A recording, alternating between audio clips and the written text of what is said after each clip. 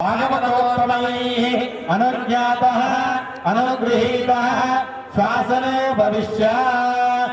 ओम नमः वर्चो विहवे स्वस्तु वयं देन्दानास्तनुवं पुषेम नमन्तां प्रतिष्ठदस्रस्त्वयाध्यक्षेण प्रतनाजयेम देवादिहवे सन्तु सर्व इन्द्रवन्तो मरुतो विष्णुरग्निः ममान्तरिक्षमरुतो भवस्तु मह्यं वादः पवताङ्गामे अस्मिन् देवात्वविनमाय जन्तं मह्यासीरस्तु मयि देवहूतिः देव्याहोतारावनिषण्डपूर्वेरिष्टास्यामधनुवासुवेन यजन्तु मम यानि हव्याकोतिः सत्या मनसो मे अस्तु नवमानिकाङ्गनमच्चनाहं विश्वे देवासो नधिगोचनाग्निभ्यामवबादामहेतान् सवरुद्रादित्यावपरिस्त्रगन्नो ममतो हवामहे योगो चित्तनजुसत्त्वजित्तः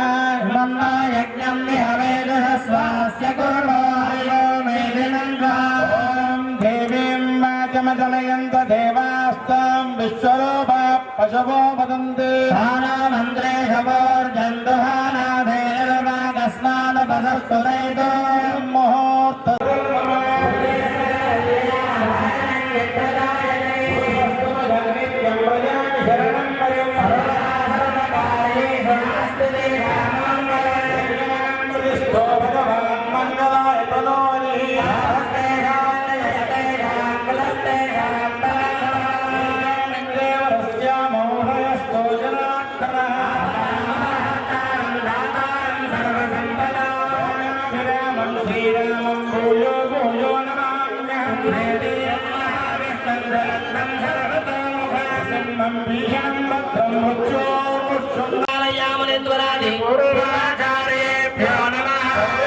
श्री वैष्णवेभ्यो महाभागवतेभ्यो नमः नमस्कारं कुर्यात् श्वासेन गर्भाधारयामः पवित्रवाणीः प्राणायाम्या दिव्यावस्तुषे योगासनाय नमः उद्योगे व्यापारे राजकीये उन्नतोन्नत स्थान सिद्ध्यर्थं श्री यादाद्रि लक्ष्मी नरसिंहस्वामी कृपा कटाक्ष सिद्ध्यर्थं श्री यादगिरी लक्ष्मी नरसिंहस्वामी तिरुकल्याण महोत्सव आचार्य श्रीहस्तेन करिष्यामि श्रीवत्स गोत्रोद्भवस्य भास्कराय नरसिंहमूर्तिनामधेयाय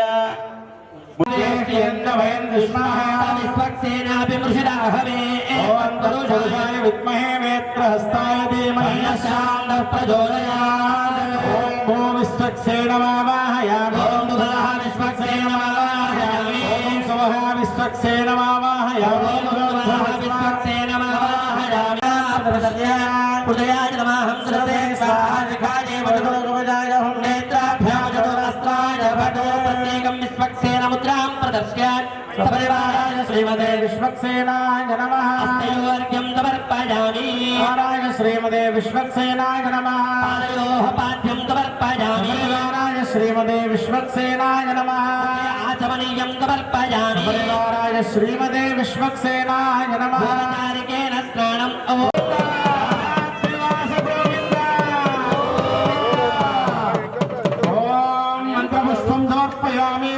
विश्वक्सेनाय विद्महे वेत्रहस्ताय धीमहि तन्नः शान्तः प्रचोदयात् ध्यानावाहनादि షోడశోపచార ఆవాహన చేసి ఉపచారాలు చేసుకున్నాం.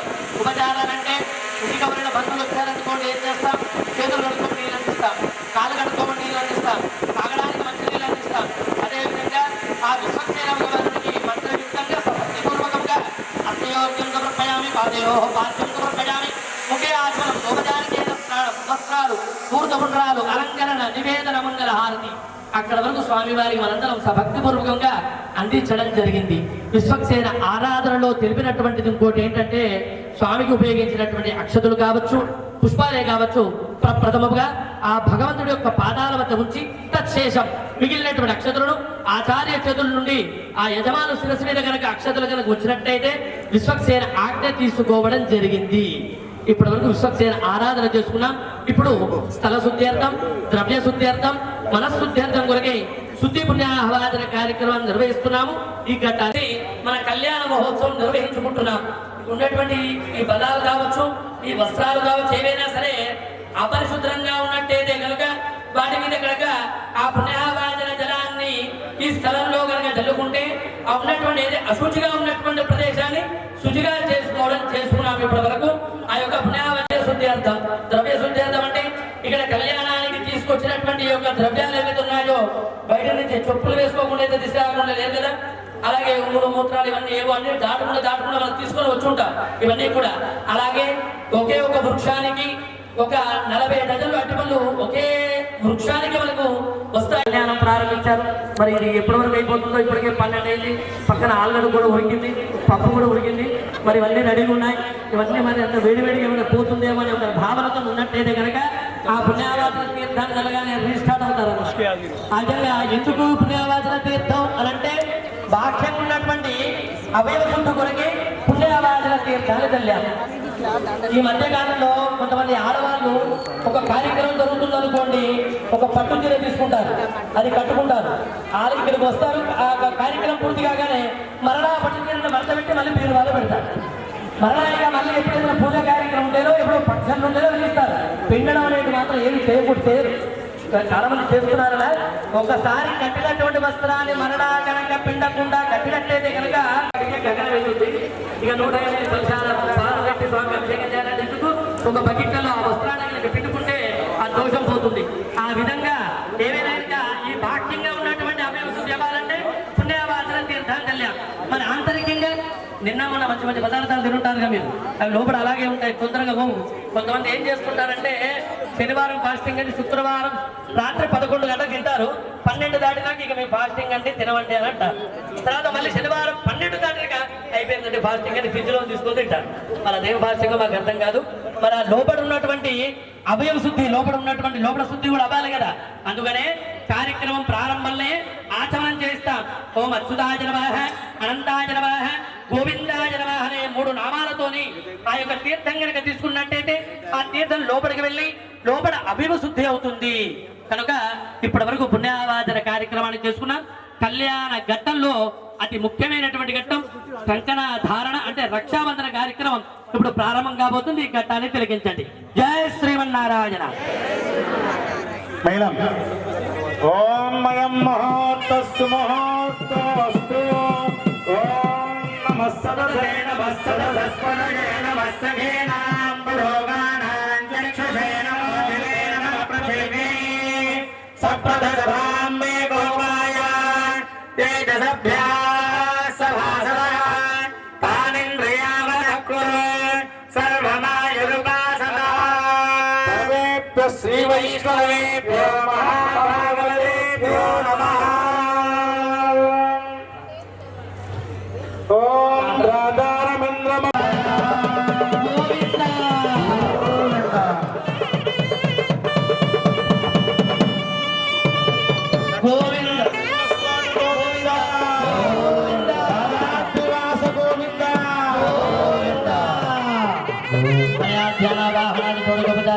ఆవాహిత రక్షా సూత్రేషు సుప్రీత సుప్రసన్న వరద.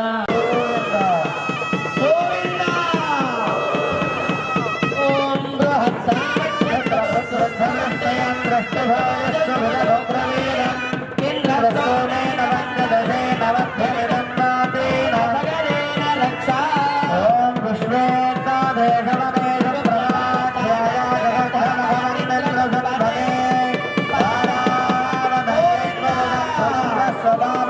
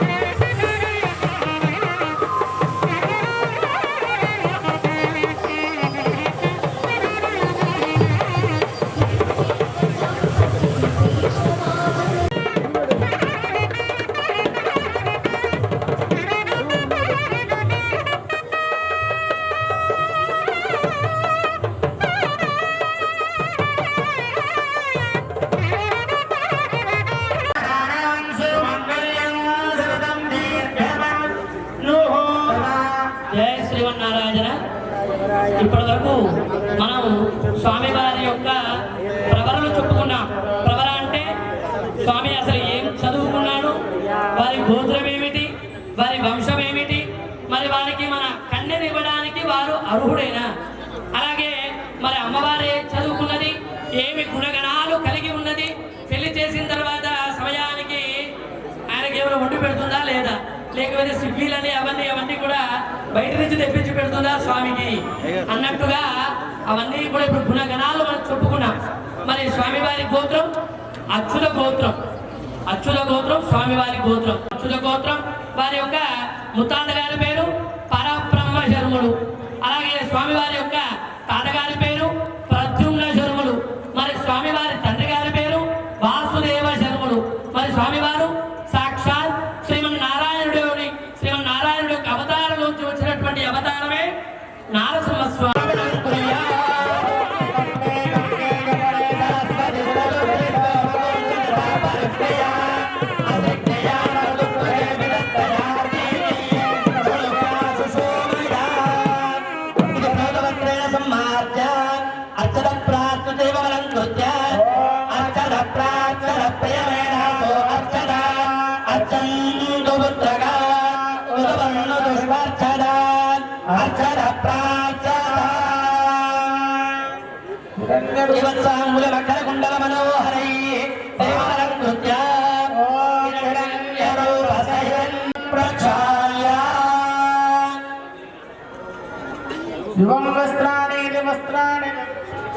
స్వామివారి కళ్యాణోత్సవంలో పద్మశాలి సత్రం సంఘం తరఫున స్వామివారికి పట్టు వస్త్రాలు సమర్పించారు. స్వామివారికి ఇప్పుడు పట్టు వస్త్రాలు సమర్పించే వారి ఇది కూడా స్వామివారంతా ఎల్లప్పుడూ మీకు రక్షించగాలి అని మంగళాశాసనం చేస్తున్నాం. ఇప్పుడు స్వామివారి పట్టు వస్త్రాలు సమర్పిస్తారు. ఇవం మూలం వహించండి.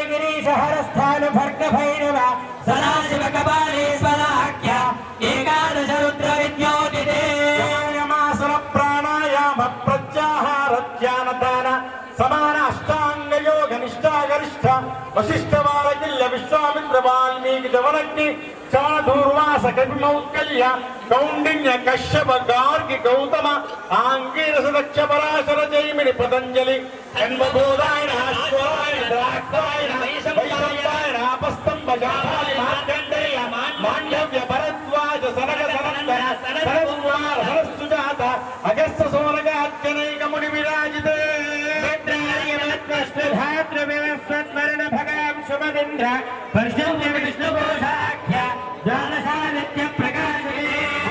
పలమహేన్న భక్తోద్యమోత్రోచ్చోత విద్యాపారిజాతాఖ్య సప్తకులాచలవరైతే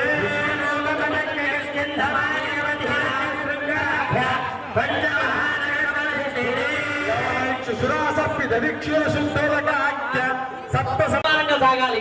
ఆ యొక్క మహాసంకల్పం చూపించబడింది ఏమిటి అనంటే, మరి ఎక్కడ చూపించబడింది? విశేషమైనటువంటి క్షేత్రాలకు వెళ్ళినప్పుడు, హైందవ సాంప్రదాయం ప్రకారం ఇలాంటి ఉత్సవాలు జరుపుకున్నప్పుడు చిన్నపిల్లల యొక్క చేతుల మీదుగా, పెద్దల యొక్క పేర్ల మీదుగా అన్నదాన కైంకర్యం చేసుకోవాలి. అన్నదాన కైంకర్యం చేసుకుంటే పైనున్నటువంటి పెద్దలు సంతుష్టులై కింద మన యొక్క స్థితిగతులు సక్రమంగా ఉన్నాయని మనకి మహాసంకల్పం చొప్పించబడింది. చాలా గొప్పనైనటువంటిది ఇది. మరి ఇప్పటివరకు మనం మహాసంకల్పం చెప్పుకున్నాం. ఇప్పుడు లగ్నార్చకాలు చూడకతోని ముందు గతాలకు వెళ్తాం. జై శ్రీమన్నారాయణ. లోకాచార్య క్రమేణ మంగళాష్టకాన్ని పఠిత్వా తదేవ లగ్నం సుతులం తదేవ తారాబలం చంద్రబలం తదేవ విద్యాబలం తదేవ శ్రీరంగే గరుడాచలం జనగిరౌ సింహాచలే మందిరే వైకుంఠే కనకాచలే దేవౌ నారాయణాఖ్యాచలే లోకాలోక మహాచలే జంగౌ పుణ్యాచలే స్వాశ్రయ పాయాన్న భగవాన్ పురాణ పురుష పుర్యాయ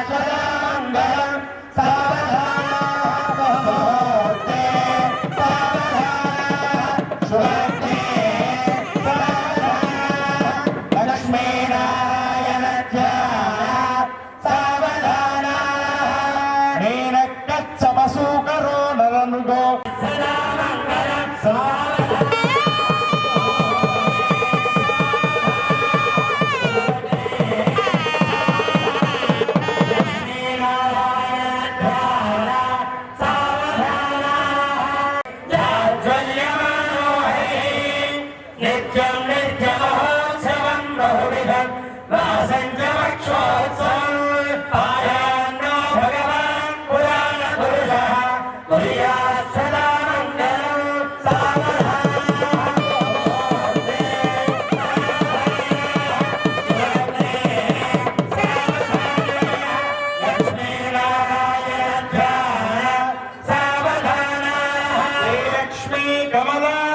వసుమతి రామా జగత్రక్షణే కళ్యాణి సకలేశ్వరి సరసిజ భాగ్యాని సంధాయిని శోభాంగి విమలేశ్వరి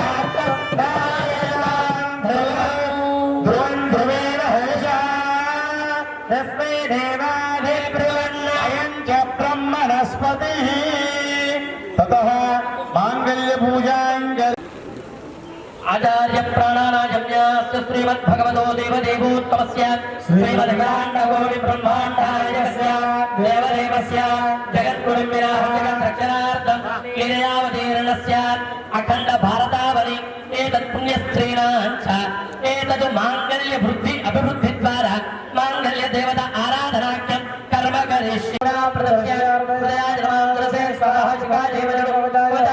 नेत्राभ्यमुजुडु अस्त्राय भटो पद्ममुद्रा कलाहार मुद्रा प्रदर्श्य सपरिवाराय माङ्गल्य देवताय नमः हस्तयोर्घ्यं समर्पयामि पादयोः पाद्यं समर्पयामि मुखे आचमनीयं समर्पयामि औपचारिक स्नानम् ॐ हिरण्यवर्णां हरणीं सुवर्णविलसस्वजां हिरण्मयीं लक्ष्मीं जातवेदो जातवेदो लक्ष्मीमनपगामिनी अश्वपूर्वां रथमध्याम् अस्तिनाथ प्रबोधने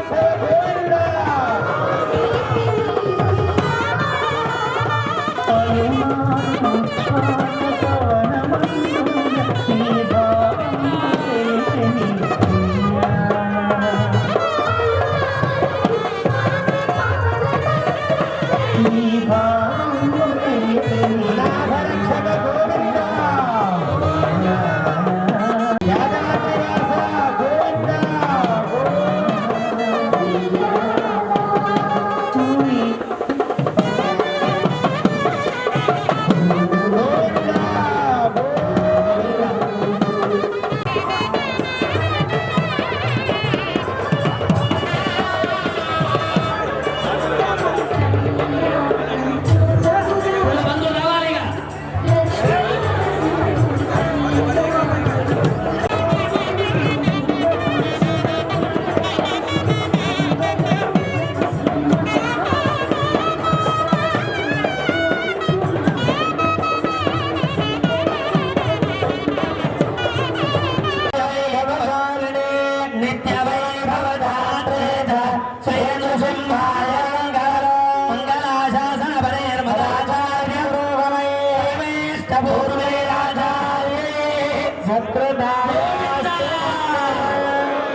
గట్టిగా లక్ష్మీ నరసింహస్వామి గోవింద, యాదాద్రివాస గోవింద, జ్వాలా నరసింహస్వామి గోవింద, యోగానంద నరసింహ. శ్రీ యాదాద్రి లక్ష్మీనరసింహస్వామి వారి కళ్యాణ మహోత్సవం ఈ యాదగిరిగూడ పట్టణంలో పద్మశాలి సత్రంలో ఈ అభిజిత్ లగ్న ముహూర్తంలో స్వామివారి యొక్క కళ్యాణం దీక్షించి ధరించిన మీ అందరికీ కూడా ఆయురారోగ్య ఐశ్వర్యాలు ప్రసాదించాలని స్వామివారిని కోరుకుంటూ మంగళశాసనం చేస్తున్నాం. గోవింద